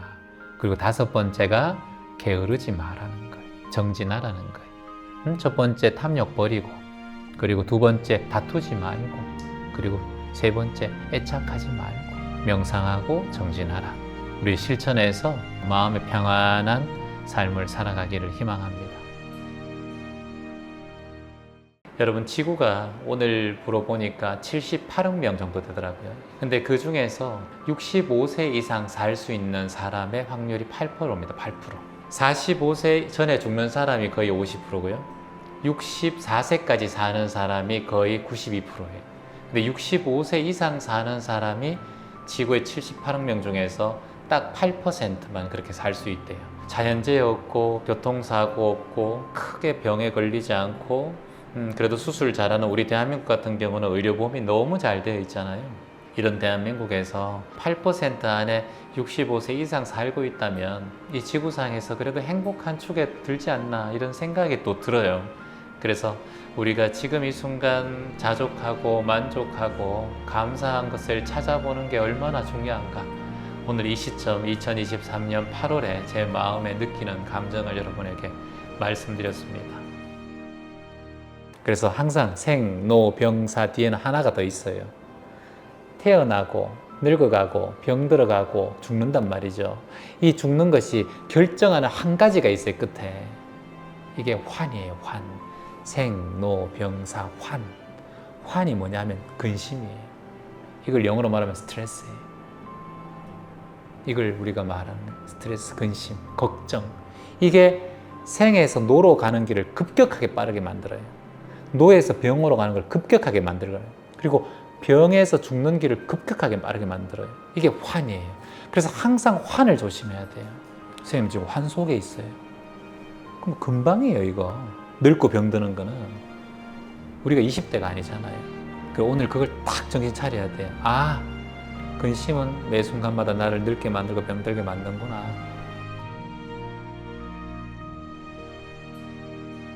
인간은 누구나 세 가지의 욕구가 있다고 하잖아요. 남들보다 더 훌륭해지고 싶고, 그리고 남들한테 인정받고 싶고, 그리고 남들이 나를 어떻게 볼까라는 그런 욕구가 있대요. 항상. 한마디로 그냥 비교라고 생각하거든요. 남들과 비교하는 마음. 남들과 비교하는 마음이 있는 한 계속해서 우리는 내가 아무리 많은 것을 가졌다 하더라도 그 비교하는 마음이 멈추지 않잖아요. 더 높은 곳을 향해 가잖아요. 감사합니다. 진짜 감사한 마음을 자꾸 확언해야 된다는 거예요. 이 말을 누가 듣는다? 처음에 내가 듣고 내 세포가 듣고 내가 달라지면 다 달라지게 되어 있어요. 너무 잘하려고 하지만 고만고만하게 살아가요. 우리는 뭐 한다고 해서 내 인생이 확 바뀌고 그러지 않아요. 그건 그냥 하늘이 주신다 생각하시면 돼요. 우리가 아무리 노력한다고 해도 주면 감사히 받고 또 안 줄 때는 그것에 아, 내가 요 모양의 크기구나, 내 삶이 내 밥그릇이 요것밖에 안 되는구나 라고 또 인정해 받아들이고. 대화를 해보세요. 대화해서 안 될 건 아무것도 없어요. 자, 특히나 자식하고 내 배 아파서 난 자식인데 대화가 안 될 수가 있나. 자꾸 내가 맞다라는 생각을 하니까 그렇지. 일단 대화할 때는 가장 먼저 생각해야 되는 게 남이 수긍할 수 있도록 고개를 끄덕일 수 있는 대화를 하셔야 돼요. 가만히 있으면 그 이미 대화는 깨진 거예요. 어떻게 했니? 이렇게 물어보고 그건 괜찮네. 이렇게 나 싫어 이렇게 하면 그러면 다른 방법이 있을까? 글쎄 이렇게 이제 고개를 끄덕이게 하고 계속 싫어하는데 그 얘기 또 얘기하고 또 얘기하면 계속 싫어밖에 안 돼요.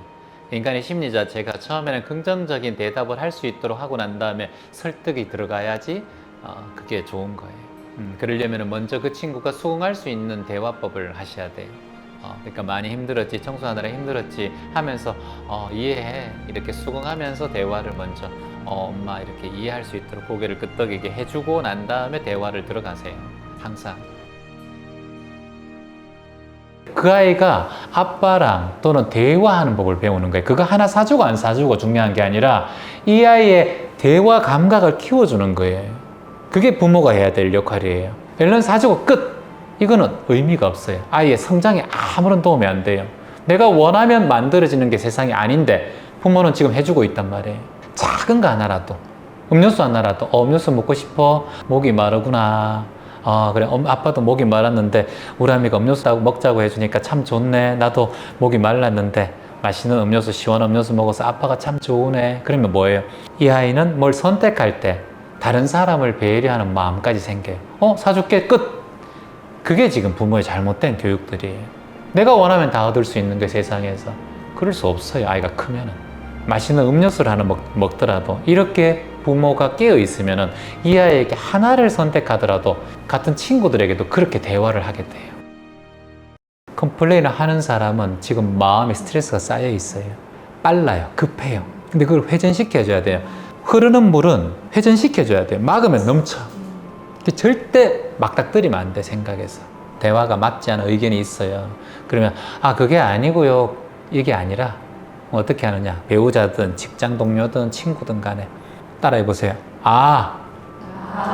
그렇게 생각하세요. 그렇게 생각하세요. 그렇게 생각할 수도 있겠네요. 그렇게 생각할 수도 있겠네요.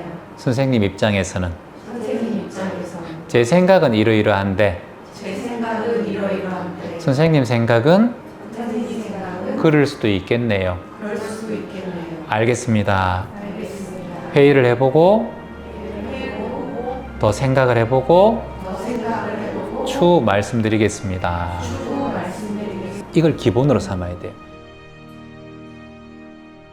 잘 사는 일은 따로 없다. 내가 지금 만족하는 일이다. 따라해볼까요? 잘 사는 일은 잘 사는 일은 내가 스스로 내가 스스로 만족하는 일이다. 만족하는 일이다. 잘 사는 방법은 잘 사는 방법은 감사하며 사는 것이다. 감사하며 사는 것이다. 나는 매일 감사하며 살겠습니다. 나는 매일 감사하며 살겠습니다. 나는 숨 쉴 때마다 감사하며 살겠습니다. 나는 숨 쉴 때마다 감사하며 살겠습니다. 자, 여러분 가슴에 손 한번 올려보세요. 이렇게 살아있어서 감사합니다. 살아있어서 감사합니다. 숨 쉴 수 있어서 감사합니다. 숨 쉴 수 있어서 감사합니다. 모든 면에서 감사합니다. 모든 면에서 감사합니다. 감사하며 살겠습니다. 감사하며 살겠습니다. 감사합니다. 잘 사는 법은 스스로 만족하는 것이다. 이걸 두 글자로 자족이라고 해요. 만족하는 삶이 되려면 매일매일 순간순간마다 여러분이 감사한 마음을 내야 돼요. 감사한 것이 무엇인가를 찾아야 돼요. 여기 내가 움직일 수 있었던 몸이 있다라는 거, 소리를 들을 수 있고 얼마나 감사한 일이에요. 땀이 나니까 아이고 왜 이렇게 날씨가 더워 이게 아니라 내 이거 모세혈관과 내 땅구멍이 잘 열려가지고 노폐물을 배출해주고 스스로 몸이 온도를 조절하는 기능이 있다라는 거, 몸의 건강을 유지하는 작동을 하는 거예요. 그런데 땀 제발 안 났으면 좋겠어요, 여름에. 그건 자기 몸을 죽으라는 얘기예요. 무릎이 아파가지고 잘 걷지도 못하고 그래요. 무릎이 아파야 내 무릎을 보호할 거 아니에요. 여러분 소화가 조금 안 돼야 오늘 저녁에 뭐 먹었지? 아 이게 내 위장이 안 맞는구나. 얼마나 감사한 거예요. 건강 시스템이 작동을 잘하네? 참 고마운 일이구나. 요것만 딱 하고 또 주무세요. 그냥 누워서 주무시기 전에 무슨 명상? 감사 명상. 내가 오늘 있었던 거 감사한 거 감사합니다를 꼭 뒤에 붙여서, 그러면 첫 번째는 오늘 내가 살아있음에 감사합니다. 안전하게 집에 돌아오고 무탈하게 가족들이 다 집에 와 있고 이 모두 감사한 거를 감사합니다 하고 세 가지만 딱 얘기하고 눈을 딱 감아요. 그렇게 깊게 숨을 한번 들이마시고 후 내쉬고. 여러분이 이걸 21일 동안만 해보세요. 놓치지 말고. 어떠한 상황이라도 나는 이걸 받아들인다라는 마음 내세요. 두려움이 자꾸 있으면 될 일도 안 돼요. 내가 이 일에 모든 것을 한번 바쳐보겠다. 후회하지 않겠다. 근데 중요한 것은 선생님이 거기에 대한 믿음이 확실하셔야 된다는 거예요. 자칫 자기 실패하면 어떡하지? 이 마음은 나를 자꾸 무너뜨려요. 거기는 실패해도 괜찮다. 나는 실패란 생각은 없어요. 따라해볼까요? 나에겐 실패란 없다. 다만 연습일 뿐. 모든 것은 경험이다. 살아있는 동안 나는 모든 경험을 감사히 모든 경험을 받아들이겠다. 내가 오늘 이 한 행동 모든 것은 우주에 새겨집니다. 우주는 반드시 인과를 믿습니다. 그런 믿음을 스스로에게 가지셔야 돼요. 나에 대한 믿음, 확고한 믿음. 그게 있어야 그렇게 할 수 있어요.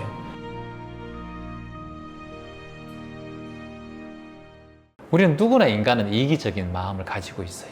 팔이 안으로 굽잖아요. 그래서 내가 이기적인 마음을 가졌다고 해서 내가 삶을 잘못 살았다 그런 생각할 필요 없어요. 각자의 삶에 가치가 있기 때문에. 그러니까 모두 자신의 삶을 살아가는 거예요. 부모가 어떻게 할 수가 있는 게 아니에요. 삶의 질이 뭐라고 생각해요?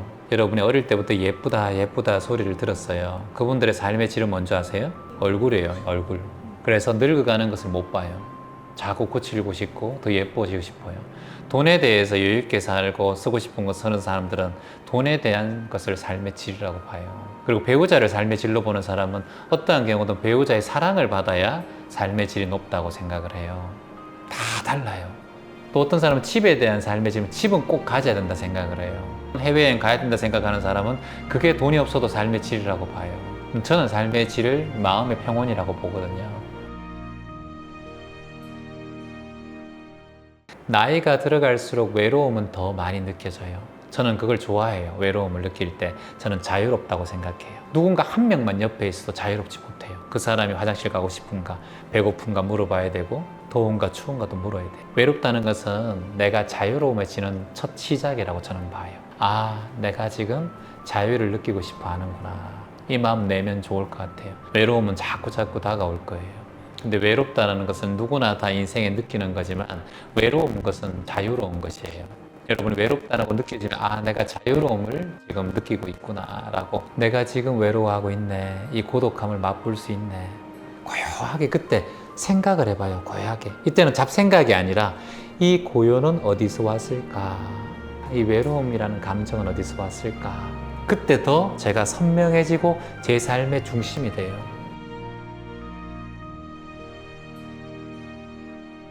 바람이 불 때, 직장 생활에서 또는 배우자의 어떤 마음, 어떤 고통, 괴로움이 쭉 이렇게 있을 때는 항상 출렁이잖아요. 고요하고 외로울 때는 고요함을 만날 수 있어요. 그게 명상이에요. 그래서 선생님은 그걸 지켜보셔야 돼요. 따라해볼까요? 나는 나는 매 순간마다 매 순간마다 내 감정을 지켜본다. 내 감정을 지켜본다. 나의 외로운 감정도 지켜본다. 나의 외로운 감정도 지켜본다. 밀어내려고 하는 마음도 지켜본다. 밀어내려는 마음도 지켜본다. 모든 순간 지켜본다. 모든 순간을 지켜본다. 지켜보면은 그 감정의 주인이 돼요. 휩쓸리면은 이미 대서양 파도에 그냥 휩쓸리는 거예요. 고요하게 지켜봐야 여러분의 깊은 무의식 심해를 만날 수가 있어요. 호흡을 통해서 외로운 마음이 올라오잖아요. 그러면 혼자 고요하게 한번 지켜봐요. 사람은요, 교통사고 나면 안 되는데, 교통사고 나면 안 되는데, 절대 떨면 안 되는데, 내 오디션 보내 떨면 안 되는데 이러잖아요. 현장 가면 엄청 떨려요. 왜냐? 그 마음이 그게 반응되게 의식이 만들어진다는 거예요. 우리의 뇌는 자꾸 그 생각을 많이 하면 많이 할수록 그 일이 일어나요. 여기 떡볶이 좋아하시는 분들은 자꾸 떡볶이집이 보여요. 여러분 신발 하나 사잖아요. 그러면 지나가는 사람 신발 계속 보여요. 여러분 미용실 갔다가 미용실 딱 하고 나잖아요. 그러면 지나가다가 웨이브 약간 비슷한 거 보면 미용했네. 생각한 것을 자꾸 보고 되고 만나게 돼요. 근데 자식이 엄마의 그런 면을 자꾸 봤잖아. 그런 얘기를 자꾸 들었잖아. 그럼 뭘 생각하겠어, 남자를 보면. 불안하다니까요. 이제는 남편의 인생과 내 인생을 이 자식에게 연결시키면 안 돼요. 다 이거 내 탓이더라. 내 욕심이더라. 아버지는 그런 사람이었고 내가 집착을 좀 했는가 보다. 이렇게 아빠에 대한 마음을 정화를 시켜줘야 돼요, 이제 선생님. 내가 여기 있든 전쟁터에 있든 내가 어느 곳에 가든 간에 내 마음 관리는 내가 할 수 있어야 돼요. 이게 그래서 심신인 거예요. 심신 안정. 심이 마음이고 신이 몸이잖아요. 어리석은 마음, 이걸 우리가 상이라고 해요. 아상. 내 생각이 맞다라는 생각. 그래서 상이 있으면은 행동을 하게 되고, 행동이 있으면은 의식이 만들어지고, 의식이 만들어지면 그게 습관이 되고, 습관이 만들어지면 결국은 그 인과로 드러나는 거거든요. 내가 내 마음대로 생각하는 게 그게 무명이고 상이에요. 어두운 마음이에요. 그래서 무명, 행, 식, 업, 과. 이 무명이 리꼴 상입니다. 상. 아상. 나자를 쓰거든요. 나자를 쓰고, 아상은 생각상자예요. 내 생각을 아상이라고 해요. 어느 것보다 중요한 것은 내 마음의 관리구나. 내 몸의 관리구나. 가장 빠르게 행복해지는 건 뭐예요? 내가 지금 가진 것에 감사하고 만족하는 거예요. 그럼 가장 빠르게 불행해지는 방법은 뭐예요? 내가 가지지 못한 것에 자꾸 집착하는 거예요. 이거밖에 없어요. 그래서 앞으로 감사하는 마음을 가지고 내가 가진 것에 집중하면은 내 삶이 내가 주인이 돼요. 이게 수처작주면 입처계전이란 말처럼 내 삶에 이제 살아가면서 모든 걸 다 해서 그걸 구하려고 모든 걸 다 하지 마세요. 모든 걸 다 하면 모든 걸 다 잃을 수가 있어요. 내 건강도 생각하고 하시고 내 주변에 이렇게 흘러가는 것도 되돌아보면서 하셔야 돼요. 그것만 보고 갈 나이는 우리는 지금 지났어요. 우리는 10대가 아니잖아요. 그것만 보고 향해서 갈 20대가 아니잖아요. 그러니까 뭐 20대라 그래도 지금 30대라 그래도 저는 그것만 향해서 가라고 안 해요. 가장 빠르게 행복해지는 건 뭐예요? 내가 지금 가진 것에 감사하고 만족하는 거예요. 엄마가 자꾸 꿈속에 나타나고 힘들어요. 엄마가 혼이 뭐가 있어가 망자가 나를 괴롭게 한 게 아니라 내가 망자 엄마를 보는 마음이 괴로운 거잖아요. 그럼 원인이 뭔가요? 엄마가 나에게 무시하고 나를 딸로 인정해주지 않고 아들만 사랑했던 그 마음이 불편한 게 아니라 본인이 엄마한테 잘하지 못했던 마음이 불편한 거예요. 그러니까 그 마음이 내한테 시작되었다라는 거예요. 내 마음이 평온해지면 엄마의 의식과 관념들의 생각들도 평온해질 수밖에 없다라는 거예요. 그래서 어디를 가든 삶을 살아가면서 모든 것은 내 마음 하나에서 시작된다는 걸 잊지 않으셔야 돼요. 이게 일체유심조예요. 일념, 일심, 일생이라는 거예요. 하나의 생각이 하나의 마음을 만들고 하나의 마음이 일생을 만들어 버린다는 거예요. 내 밖에 있는 그 무엇에도 의지하지 말고 결과적으로 내 마음에서 시작된 걸 알면 그때부터 해결책이 이루어져요. 자꾸 밖에서 찾으면 허덕이게 된단 말이죠. 내 삶이 있고 난 다음에 자식의 삶도 있고요. 내 삶이 있고 난 다음에 부모의 삶도 있는 거예요. 내 삶이 행복해야 배우자의 삶도 행복하고요. 내 삶이 충족스럽고 만족해야 자식의 삶도 충족스럽고 만족스러운 거예요. 우리는 그렇지 않고 자꾸 누군가로 인해서 행복해지려고 하는 마음이 있어요. 그게 집착이에요. 그러면 끝도 없고 시작도 없어요. 끝이 없어요. 그 집착이. 그렇게 되면 그 속에, 호르몬 속에 내가 그 사람에게 더 집착하게 돼요. 내가 왜 이렇게 많이 집착하지? 꼭 마약에 중독된 것처럼, 꼭 알코올 중독자처럼, 니코틴 중독자처럼 나도 모르게 그 사람에게 자꾸 생각이 일어나요. 자식이든 배우자든 사랑하는 사람이든 부모든 돈이든 사업이든 무슨 일이든 간에 너무 집착하시면 안 돼요, 여러분. 그럼 오래 못 가요. 그리고 그것이 내가 원하는 성공에 도달하지 못했을 때 실패하고 자괴감 때문에 그걸 내려놓고 자신의 삶을 실패자로 생각하게 되는 경우가 많아요. 채환님, 명상하다 보면 혹시 몸살 올 수 있나요? 올 수 있어요. 근데 그거는 명상을 하는 게 아니라 몸상을 한 거예요. 몸에 자꾸 힘이 들어간 거예요. 몸상하면 안 돼요. 명상을 하는 거예요. 명상. 명상은 쉬는 거예요. 몸에 힘도 빼고 정신의 힘도 빼는 거예요. 아, 명상은 이렇게 앉아서 가부좌가 틀어가지고 막 앉아 있는 게 아니에요. 행주자와 어묵동정, 모든 생활 자체가 명상이란 말이에요. 걷고, 행, 주, 서 있고, 좌, 앉아있고, 와, 누워있고, 말하고, 말하지 않고, 동적이고, 정적이고, 행주자와 어묵동정, 이 모든 것이 명상의 과정이에요. 그래서 생활, 명상, 모든 순간이 명상이에요. 지금 여러분들이 제가 말할 때 같이 따라하는 거, 나는 매일매일 좋아진다. 여러분도 나는 매일매일 좋아진다 해보세요. 이게 만트라고 진언이고, 여러분 복음이에요. 복음이 뭐예요? 좋은 소식이란 뜻이잖아요. 복을 불러드리는 말을 하는 게 복음이에요, 여러분. 이게 말하는 명상, 어선 명상이에요. 제가 한 스님에게 찾아가서 물었어요. 노스님에게.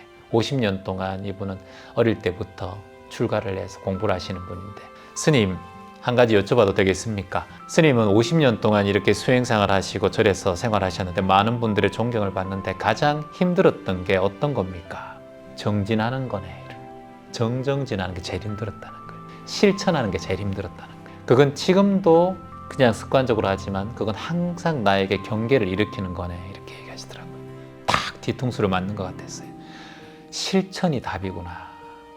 아침에 창문을 열고 항상 두 손을 모으고 하나님, 부처님, 예수님, 세상 모든 신들에게 기도합니다. 오늘 내 눈앞에 내 도움이 필요한 존재가 나타나기를 바라옵니다. 그리고 내 그 존재를 만나면 한치의 망설임도 없이 내 마음을 모두 낼 수 있기를 희망합니다. 기도합니다. 1980년대 세계적으로 가장 유명해진 파페라 가수가 한 명 있어요. 그게 바로 키메라예요. 그 사람이 한국인이에요. 자식이 하나 태어나요. 딸이 태어납니다. 7살 될 때 딸의 생일날 요트를 사줍니다. 그런데 이게 기사화되고 알려지면서 딸의 얼굴이 매스컴을 타게 됩니다. 며칠 후에 딸이 유괴범에게 납치가 돼요. 그리고 딸의 머리카락을 잘라요. 그리고 키메라에게 보냅니다. 딸을 살리고 싶다면 250억을 내라고 해요. 그때 키메라는 좌절하게 돼요. 자신이 유명해지고 딸이 자신으로부터 피해받는 이 상황을 그제서야 알게 돼요. 자신의 그 250억을 걸고 이 범인을 잡는 사람에게 250억을 주겠다고 현상금을 올려요. 11일 만에 유괴범을 잡게 됩니다. 아이는 무사하게. 그러고 난 다음에 딸인 멜로디가 엄마에게 눈물을 흘리면서 얘기해요. 엄마, 노래 그만뒀으면 좋겠다.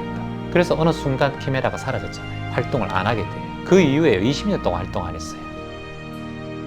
여러분은 맑은 하늘이에요. 근데 구름이 생각이에요. 구름. 지나가요, 이렇게. 그러면 지나가면 지나가는 걸 보는 거예요. 막으려고 하지 말고, 없애려고 하지 말고. 이건 결국은 사라져요. 자식에 대한 생각도 그렇고. 생각을 지켜보면 사라져요. 구름이 안 지나가는 것 같잖아요. 곰곰이 지켜보면 조금씩 움직여요, 안 움직여요? 움직여요. 생각이 그래요. 근데 그 뒤에 뭐가 있어요? 파란 하늘이 있어요. 이것도 파란 하늘이 있단 말이에요. 그게 여러분 본래 마음이에요. 근데 감정과 생각을 구름으로 바라봐. 계속 나로 바라봐, 사람들이. 그래서 우울함의 먹구름이 계속 내 마음 속에 있고. 그 내가 아니란 말이에요. 지나가는 거예요. 여러분의 마음은 그렇게 작은 존재가 아니에요. 우리의 마음은 한정없이 커요. 끝이 없구나, 내가 지금 펼칠 수 있는 영역이. 우주 같은 마음을 내셔야 돼요. 우주의 원리가 끌어당김이에요. 우주에 있는 모든 것들은 조건 없이 줘요. 태양이 조건 없이 여러분들에게 비치는 거예요. 죄가 있든 죄가 없든 여러분에게 비쳐요. 분별하지 않아요. 우주의 힘을 끌어당기기 위해서, 내 시크릿을 실현하기 위해서는 우주의 마음과 같아야 돼요. 조건 없이 세상에 베풀어야 돼요. 달빛이 돈 받지 않고 우리에게 은은하게 저렇게 비춰주듯이, 공기가 아무런 돈 받지 않고 우리 모두에게 삶을 주듯이 모두 내놓으세요. 그냥 마음을. 그래야 여러분이 그런 존재가 돼요. 담을 수 있는 그릇을 만들어요. 이걸 근기라고 해요. 그릇을 만들지 않으면 담을 수가 없어요. 여러분 마음을 종재기처럼 내 것만, 내 자식, 내 월급만 챙기는 사람한테는 절대 세상을 담고 사람을 치유할 수 있는 능력이 존재할 수 없어요. 무조건 우주와 같은 마음을 내셔야 돼요. 우주는 조건 없이 뿌려요. 세상의 모든 것을 팽창시킬 수 있는 의식 하나는 조건 없이 베푸는 마음이에요. 조건 없이 베푸는 마음, 이걸 무주상보시라고 하는 거예요. 시력이 좀 안 좋아서 앞이 잘 안 보이고 또렷하게 안 보이니까 오히려 더 세상이 아름답게 보일 수도 있고, 나이가 들면 귀가 조금 덜 들려야 된대요. 너무 많이 들으면 말이 많아진다고 하더라고요. 적당히 들려야 말도 줄어든다. 눈도 침침해져야 보기 싫은 얼굴에 주름살도 좀 잘 안 보이고, 그리고 소화가 좀 잘 안 되고 늙으면 그래야 좀 적게 먹어서 소식해서 또 더 장수할 수 있고, 관절이 조금 아파야 너무 무리하게 걷지 않아서 신경통이 덜 오고, 머리가 조금 빠져야 샴푸도 좀 적게 쓰고, 이왕 내 눈이 지금 좀 안 보이는 것은 내가 지금 바꿀 수가 없으니 그것에 대해서 자꾸 불만을 가지면 나의 호르몬들도 불균형적으로 바뀌겠죠. 범사에 감사하는 것, 지금 가지고 있는 것에 감사하는 마음을 먼저 가지면 그제서야 내 몸도 더욱더 건강해지고, 내가 바꿀 수 없는 것에 자꾸 집착하는 것만큼 어리석은 게 없다라고 생각을 합니다. 그러니 부모님들이 싸우면 안 돼요. 아이들은 안 듣는다고 하지만 부모님들 작은 소리만 나도 아이들은 잠을 못 자고, 싸우면 어떡하지, 엄마가 맞으면 어떡하지, 뭐가 던지면 어떡하지, 온갖 생각. 내가 동생을 보호해야 되는데, 야 너 나와봐, 엄마가 맞아 아빠가 맞아, 어떻게 생각해? 아이는 온갖 생각 속에, 사념 속에, 괴로움 속에 살아가요. 이게 기억이 되어 있기 때문에 어른이 되고 50이 되고 60이 돼도 그건 바뀌지가 않아요. 잘 자식들 앞에서 싸우면 안 돼요. 바깥에 나가서 뭐 저기 차 안에 가서 싸우고 찌고 볶든 자식들 앞에서는 절대 싸우면 안 돼. 생각이 올라오면 여러분 이 괴로움을 이루 말할 수가 없어요. 머리 쪽으로 피가 쏠리게 되면 두통부터 해서 마음은 두근거리고 심장은 뛰고 피는 안 통해요. 소화는 잘 안 돼요. 위장병도 있어요. 장도 안 좋아져요. 과민성, 스트레스 증후군들, 모든 것들이 생각이 많은 사념 속에서 일어나요. 이게 어릴 때부터 다 기억되어 온 테마 속에 내 기억 때문이에요. 따라해볼까요? 나는 지금에 살겠다.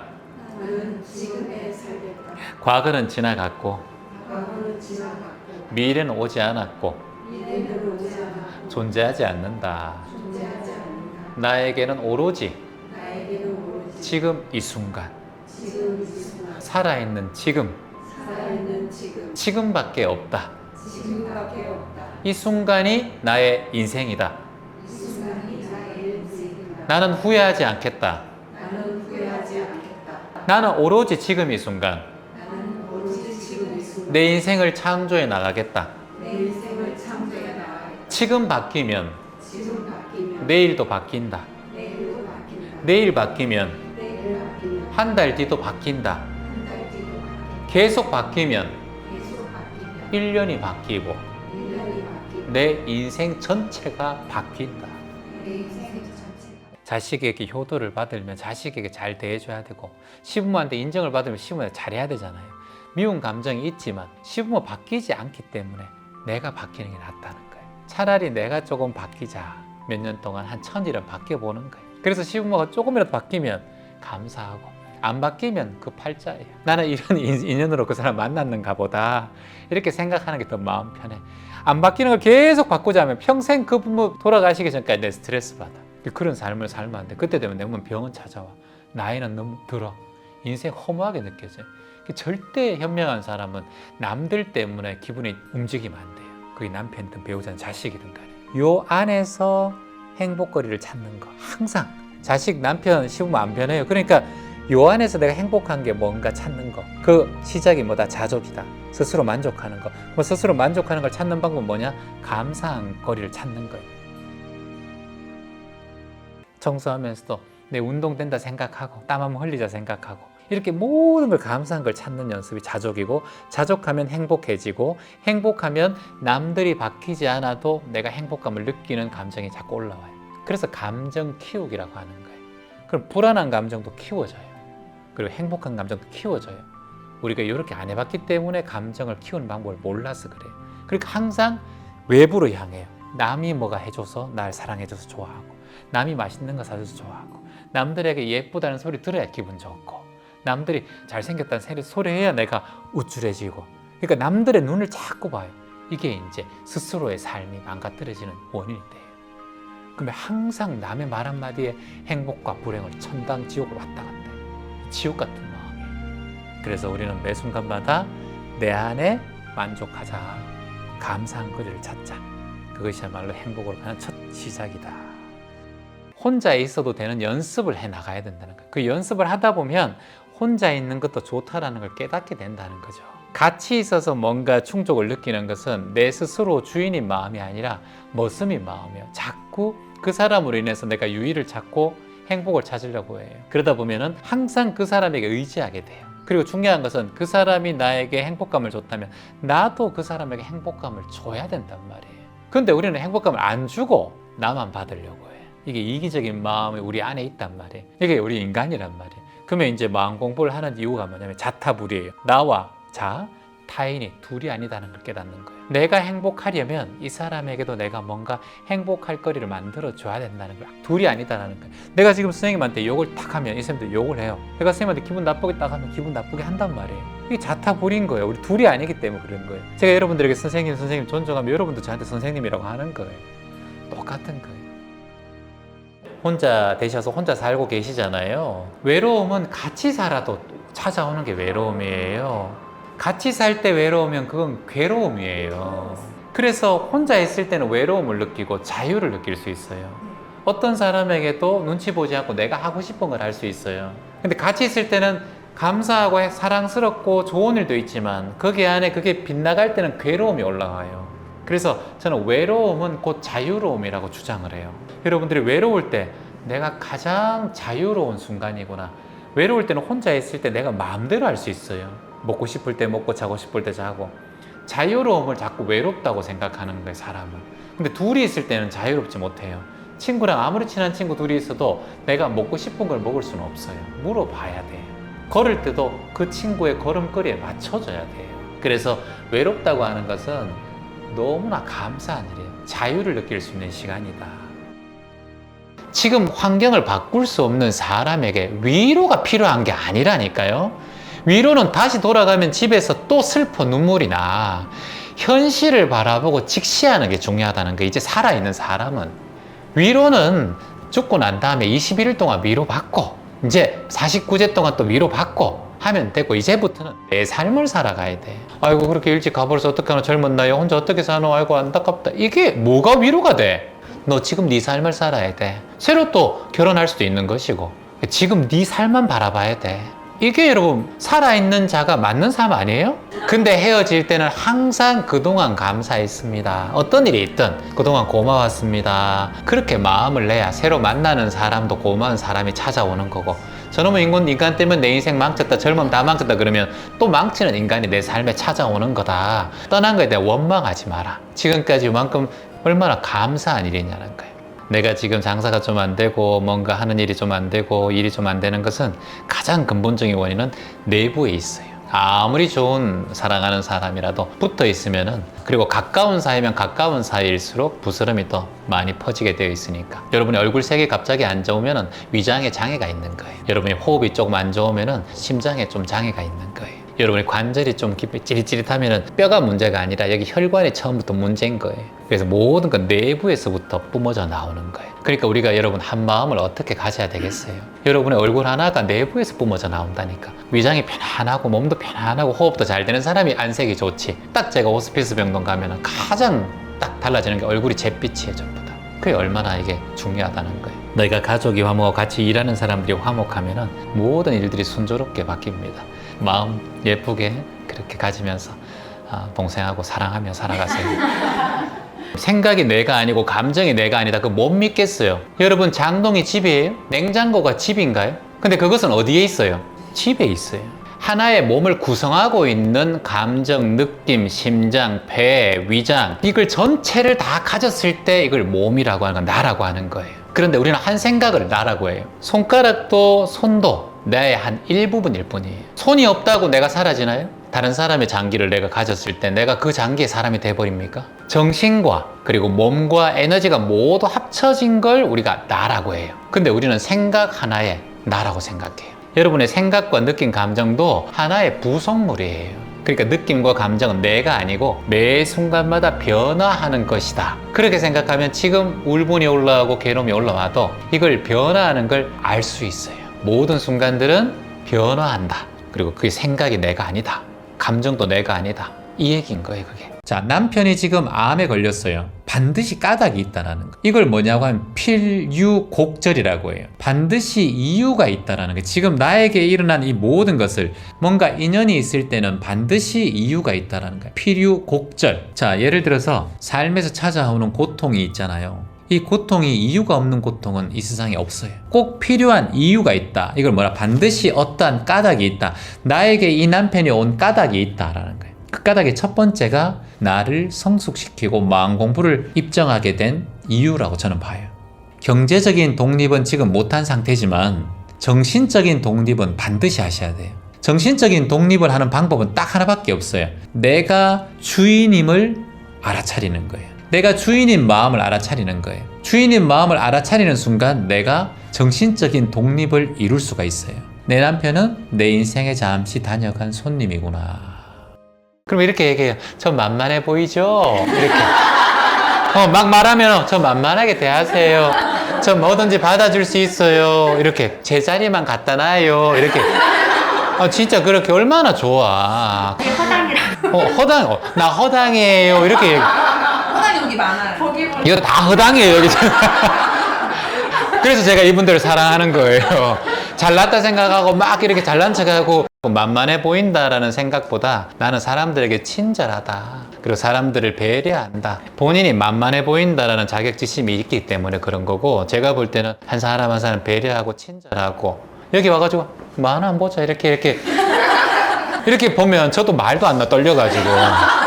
옛날 거는 생각할 필요가 없어요. 예를 들어서 내가 운전을 잘하다가 사고가 한번 났어. 근데 옛날에는 운전 잘했는데 이거 생각할 필요 없죠? 항상 우리는 지금에 머물러야 돼요. 그리고 이게 계절에 따라서 생각이 조금씩 더 많을 때가 있고 적을 때가 있어요. 봄, 가을에 생각이 좀 많습니다. 일조량이나 사람의 호르몬, 이 세로토닌의 분비, 여성 같은 경우는 에스트로겐 같은 분비가 조금씩 달라져요. 내 뇌도 열을 식혀줘야 되는데 자꾸 더 돌아가는 거예요. 그러니까 뜨끈뜨끈해지면 피가 이쪽으로 다 몰려 있다는 거예요, 몸이. 그러니까 손발이 차갑게 되고 소화가 잘 안 돼. 근데 위장에 피가 잘 흘러가야 소화가 잘 되거든요. 근데 여기 피가 다 머리에 80%가 가 있으니까 효율성이 좋지 않아요, 지금. 머리의 생각을 없애는 유일한 방법은 첫 번째는 잠이에요.